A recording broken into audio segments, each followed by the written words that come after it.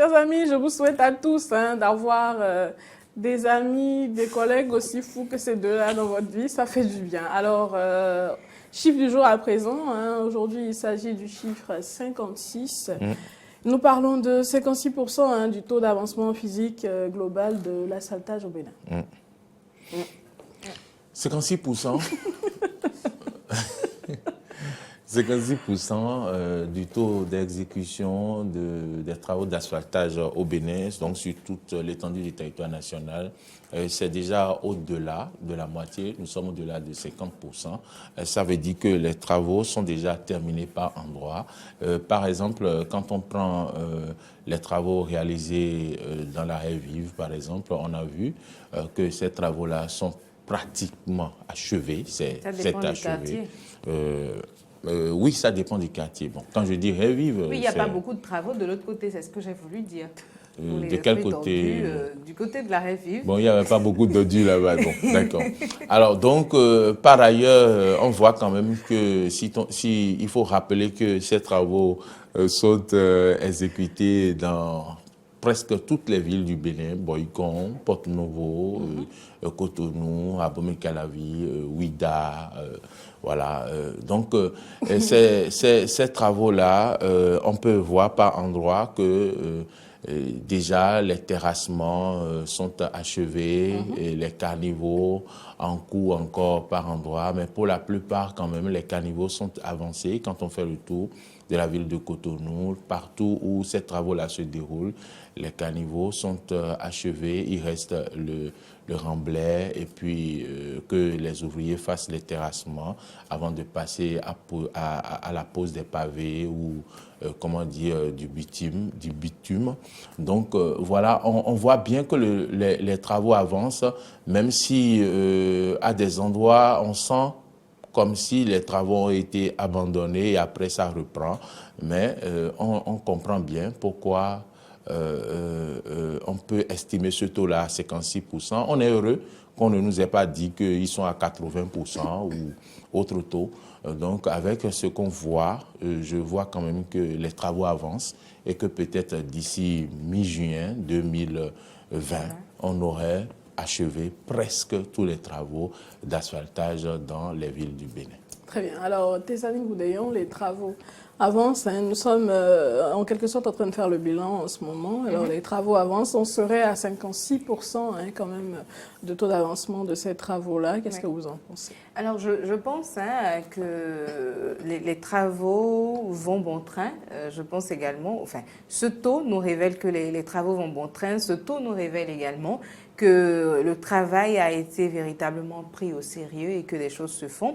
Je ne me rappelle pas avec quelles exactitudes et j'essayais de voir et je n'ai pas pu la voir rapidement sous la main, mais de voir quand est-ce que les projets d'asphaltage, sinon le projet d'asphaltage a démarré, sinon les 12 lots qui sont en cours actuellement ont été officiellement lancés pour voir de cette période à aujourd'hui, combien de temps avons-nous fait voilà, pour être à 56%.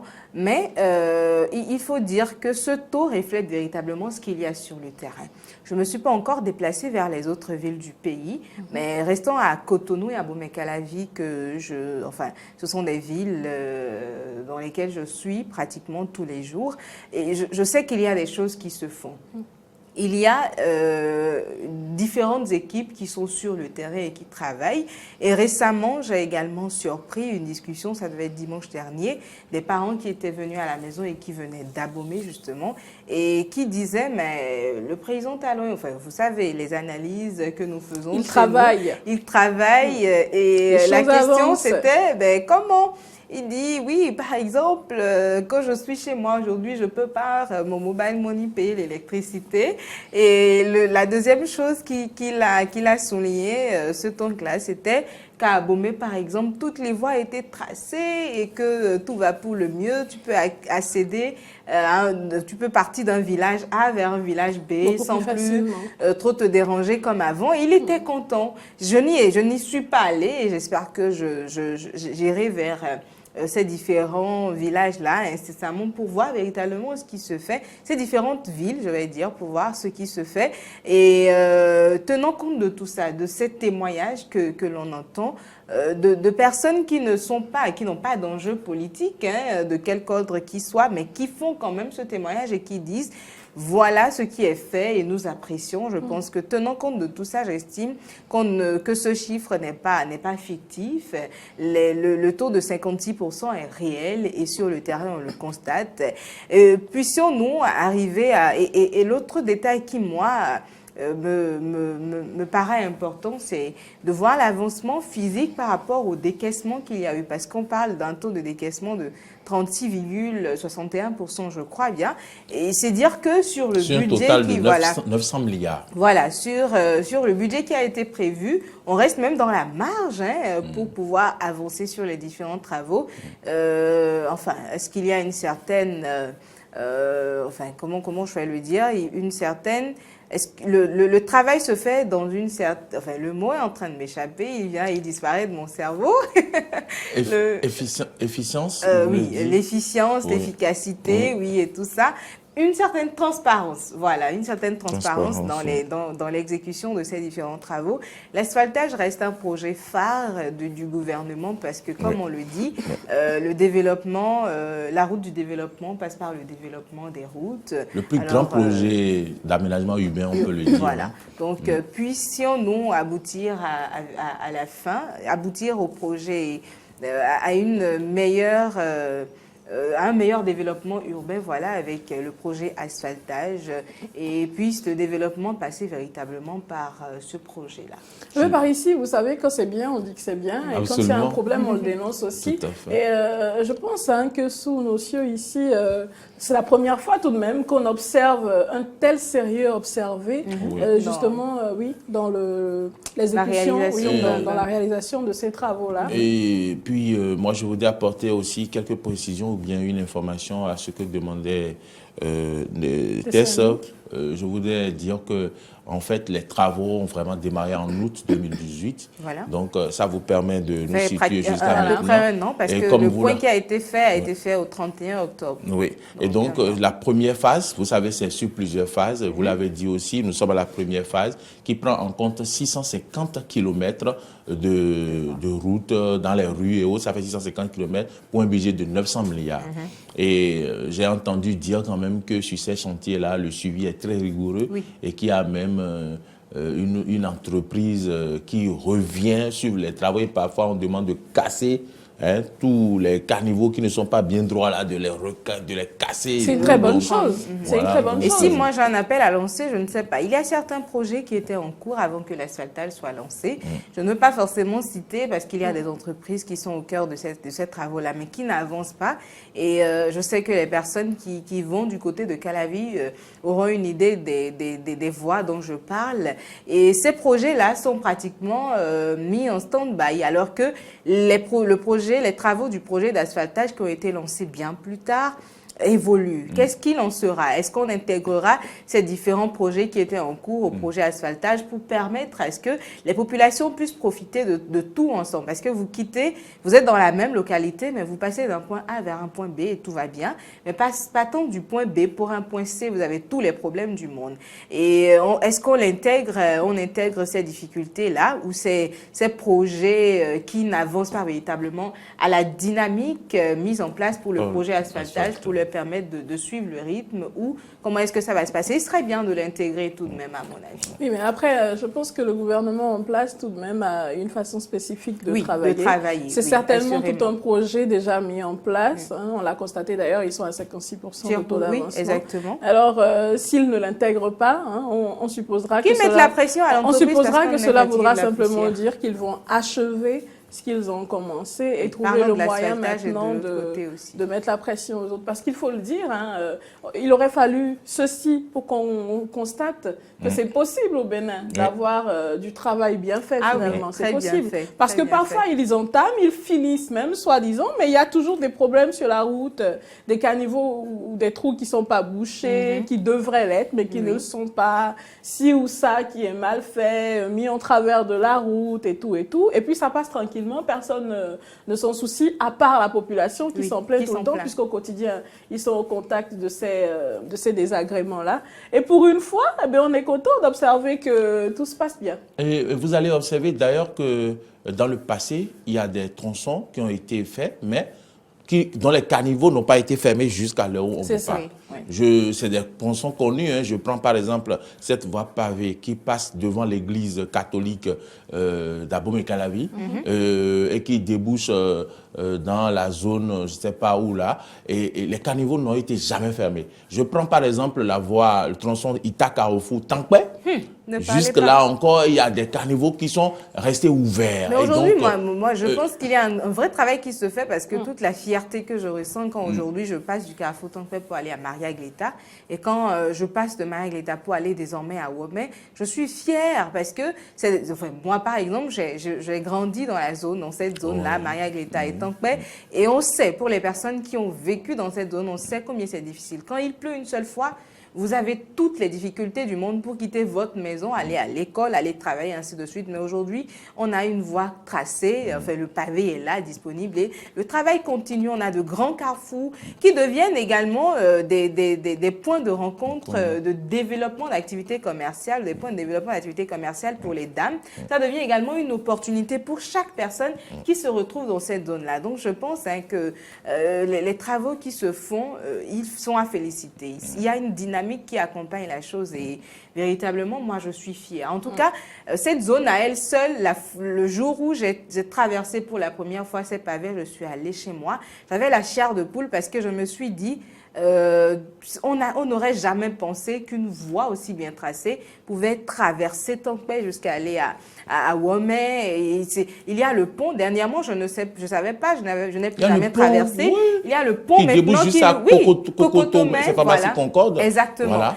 Une dame m'en parlait, je me suis dit c'est pas possible parce que il fallait passer par le bas-fond. Oui. Moi, j'allais à l'école de l'autre côté. Il fallait traverser le bas-fond et je me rappelle encore ma mère qui avait peur tous les matins quand je devais quitter la maison. Et pour ça, elle demandait expressément à mon frère de m'amener. Elle dit tu prendras jamais le ZIM. Ton frère vient, il t'amène à l'école, il te ramène parce qu'elle n'avait pas confiance en ce qui pouvait se passer. C'était un tout petit espace sur le bas-fond où on passait. Quand vous passez, vous voyez qu'il y a un caterpillar ou quelque chose comme ça qui était tombé dans le bas-fond.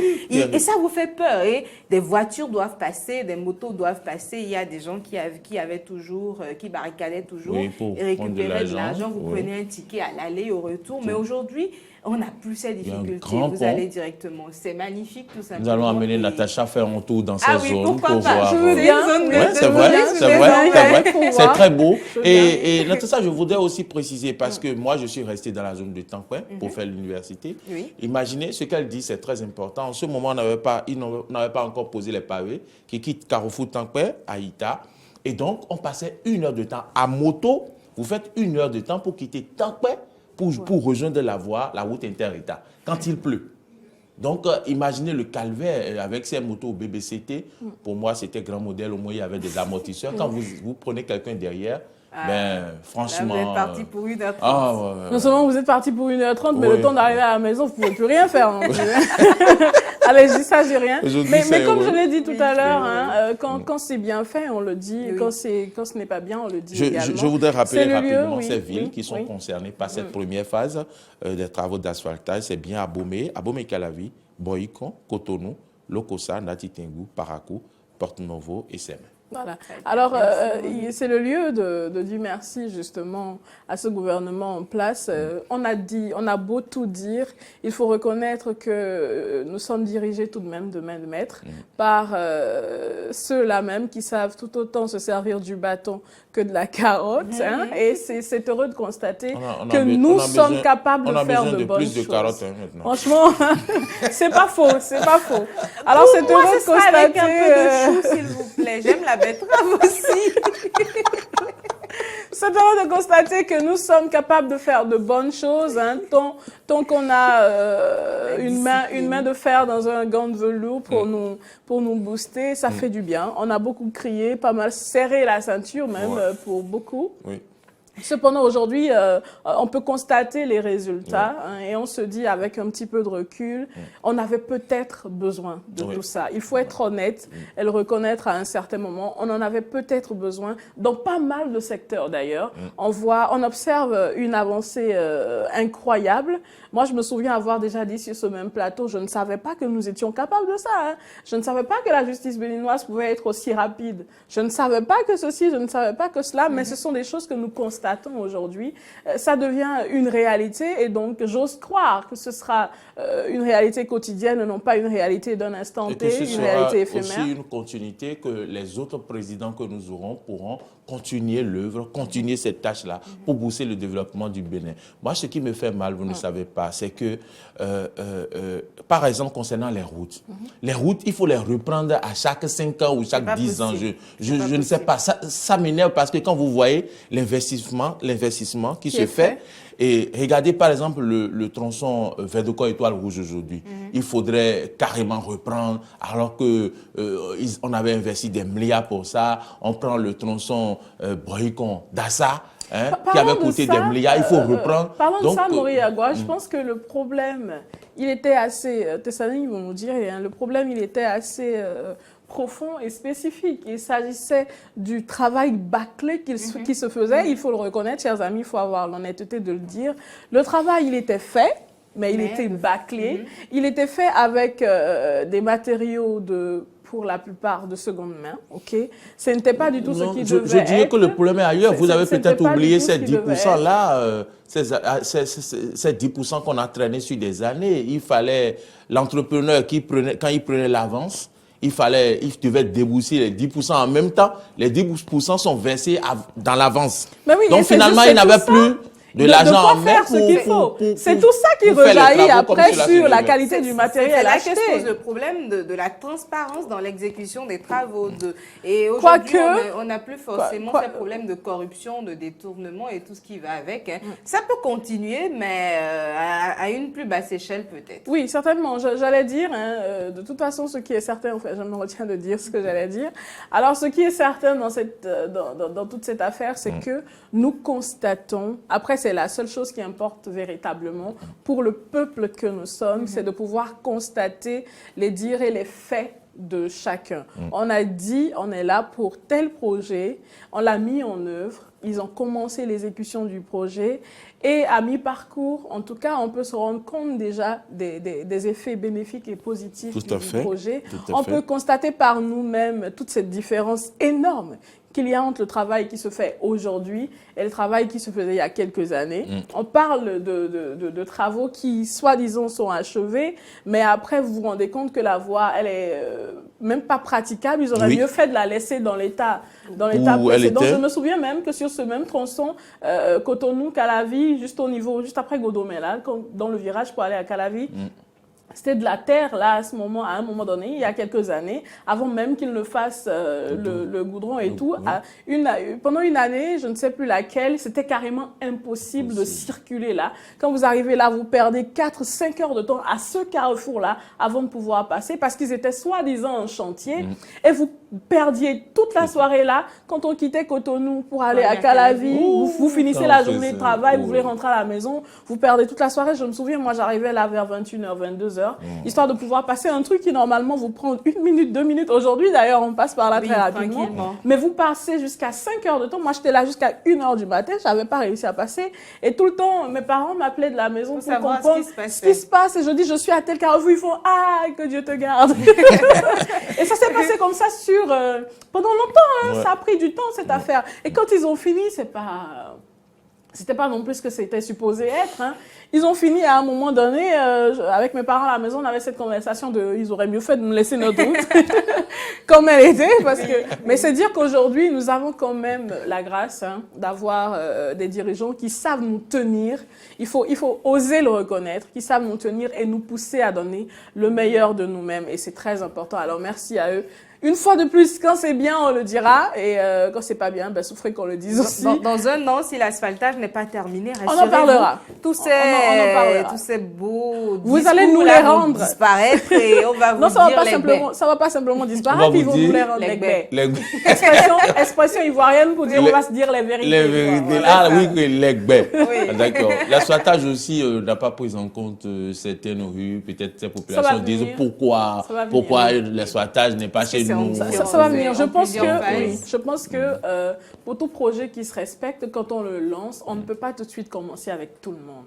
On Ok. peut pas commencer grand. Il Il faut commencer petit grandir. et évoluer. Et je pense que ça, c'est vraiment, ça a été un défi pour ce gouvernement-là. Sinon que c'est toujours un défi hein, jusqu'à ce que cela ne s'achève. Et il fallait faire les choses autrement. Ce sont des choses qui se font, qui se sont toujours faites, mais il fallait les faire autrement. Il fallait les faire bien. Il fallait les faire de façon à ce que même une fois parti, on continue de dire ceci a été fait à tel moment et ça a été bien fait. On continue d'en profiter aujourd'hui. C'est un énorme défi qu'ils sont en train de relever petitement et on espère, on croise les doigts pour eux parce que cela nous profite également dans cette histoire. Donc on croise les doigts pour eux et on espère que tout se passe pour le mieux. Alors merci Sinon, Tessa. ils vont Merci, entendre Natacha. les baies. C'est sûr. Tout simplement. Merci également à vous, Mauriago.